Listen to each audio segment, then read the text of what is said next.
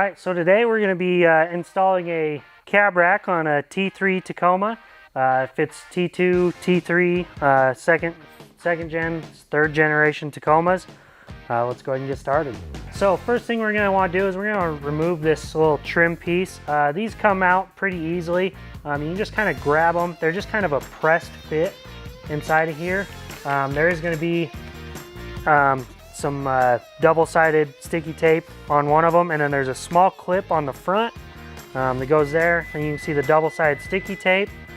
We're gonna put these out of the way for now, and we'll get to those when we get the rack installed. So once you get those off, there are some little covers, some little kind of double-sided sticky tape that covers our holes here. So you can either remove it or you can kind of feel where they are. Ours are already poked out right here. But there's gonna be 5 of them. 2 in the front, 1 in the middle, and then 2 more in the rear. Get those kind of uncovered, good enough to basically we're gonna be threading a bolt through, and then we'll go from there. So we're gonna start assembling our rack now. A couple things you're gonna see is that you're gonna have a single silver crossbar, and then we're gonna have black ones with slots in it. The black ones are gonna be for the rack. The silver one is what's going to attach our wind deflector to it. So we leave that one silver because there's no need for it to be black. It's completely covered up. And the black ones, we're gonna assemble those into the side rails once we're done. And let's go ahead and put the wind deflector together. You're gonna have wind deflector hardware, and these are pretty simple to put together. Our small little pieces, they're just going to slide right in here, and that's what's going to screw into, and we'll start putting that together.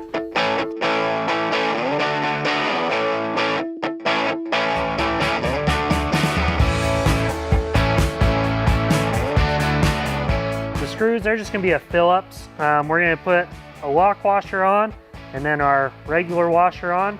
That's all that's going to take. We're going to put all those together, and then we'll set our wind deflector on. We'll start screwing everything together. Once we got all of our little things in there to screw down into, all the screws are ready with the lock washers and washers. We can go ahead and set our wind deflector on here.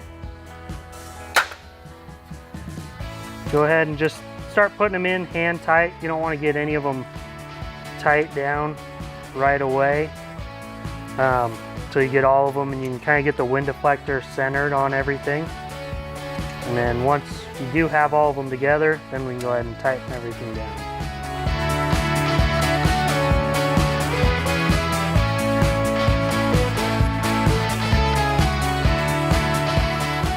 So once you got your wind deflector put together, if you are doing wind noise trim, we're going to go ahead and put that on now. Just start at one end, just slide it on evenly, then you're just going to work your way across and cut it off at the other end.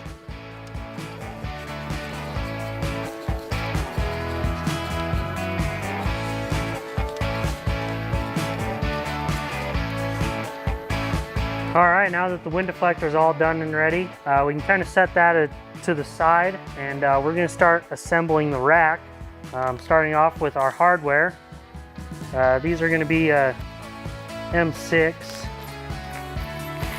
with a T30 Torx bit head, and they're going to be the same thing, lock washer with the washer going on, and we can go ahead and put these together, and then we can start putting bars onto the side rails.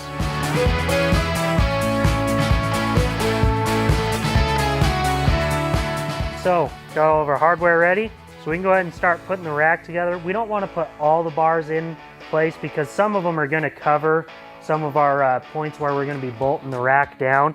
And so we're just going to put some of the bars in. Also makes it easier to set the rack onto the vehicle.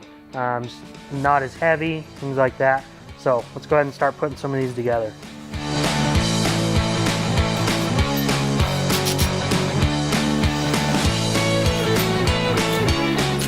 Alright, so now that we got our rack partially assembled, we're going to get the hardware ready for bolting the rack together. We have our 1-inch spacers, and then we have our bolts here. Again, same thing, it's gonna have a lock washer and then a little bit larger washer. We're gonna go ahead and put those together, and then we'll go ahead and start installing the spacers first. One of the things we're gonna wanna do is, obviously our trim pieces aren't gonna fit in here with our spacers and everything there. So one of the things we can do is we're gonna trim this up. There's one of two ways that we typically do this.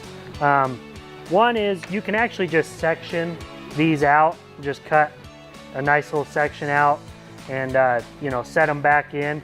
The other way is you can actually line these up and mark them, and you can actually use a drill and drill the holes through these, and then you have just a small hole there. The hole's a little bit more time consuming than just marking and cutting the sections out. I'll show you how we do just cutting sections first. So on this one, go ahead and clip the front in, and then you can kind of pull it back just a little bit, and you can kind of just see your holes down in there. Lift it up, do whatever you need to really just get the spot. And I just take just a regular pencil, you can use a Sharpie, whatever you need, and I just mark it where I think that section is going to be. And I always mark them a little bit narrow because I can always take more off, but I can never add more back to the trim.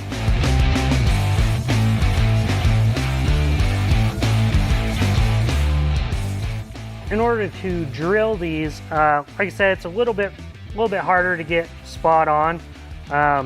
So kind of doing the same thing. I just have a small pick here that I'm just basically going to poke a small hole where I know where it's going to be going in first, and where I can kind of line it up by holding this up just a little bit, looking down in there and seeing that I have this first hole. And you're going to want to mark them just directly in the middle. We'll just keep going down from there.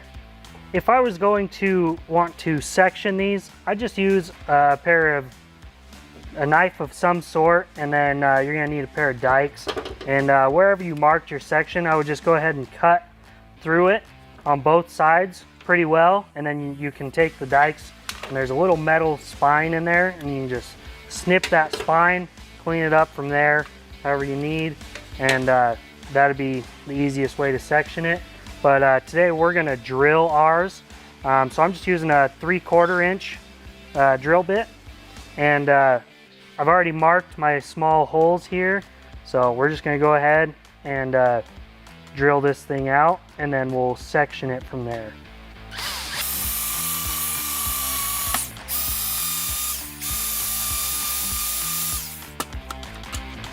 Once that's drilled, we can go onto the back side and kind of just cut these open like that. And then we'll take and we'll cut this out. We'll drill the second hole real quick.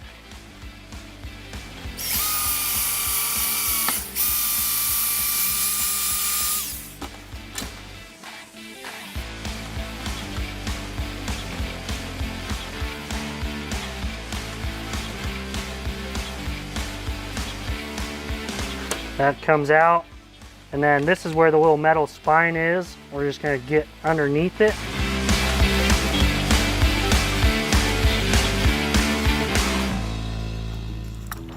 That's out, and now we can finish just using our dikes to basically follow, or our cutter. We can basically just follow this hole that we've made, and we can just clean that right out.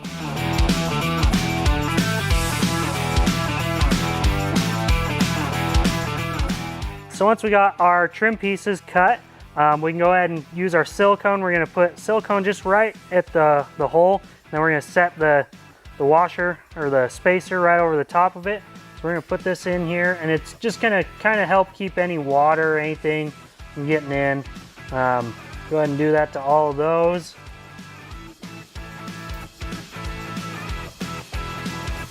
Then we're going to set our trim in place.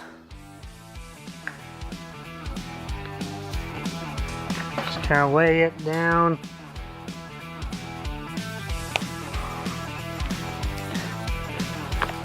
Now we can go through, put all of our spacers in.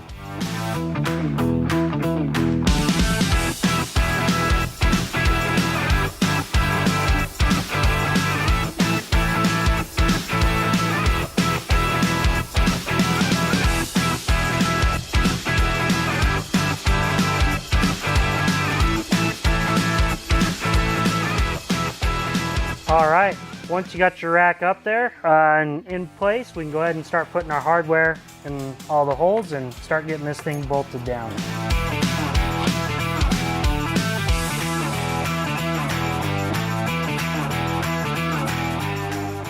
Once we got our rack installed, if you do have a newer TRD Pro with the factory Toyota snorkel on it, our wind deflect or our side rails are kind of cut out for this specifically, so you do need to make sure if you are ordering a rack from us with the factory snorkel, you do need to make sure you get the correct rack.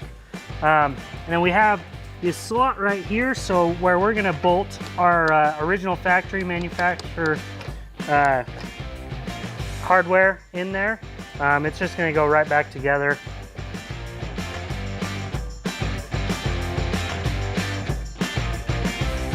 All right, so once you got your rack on there, if you got your TRD Pro, you got a snorkel and you got that attached.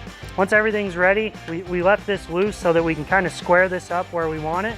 But once you got it centered and how you want it, we can go ahead and tighten down these bolts.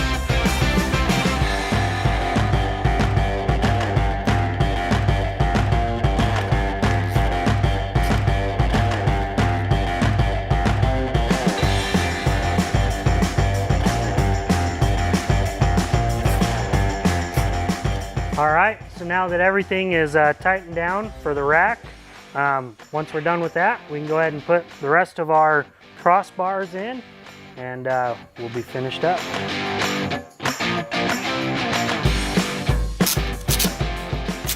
So that takes care of our cab rack install on T3 Tacoma with the TRD Pro factory snorkel.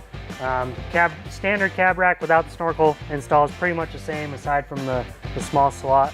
But again, there is a difference between the TRD Pro with the snorkel and the TRD Pro without. So make sure when we're ordering them online, make sure we get the right one. Other than that, that takes care of it. Thanks.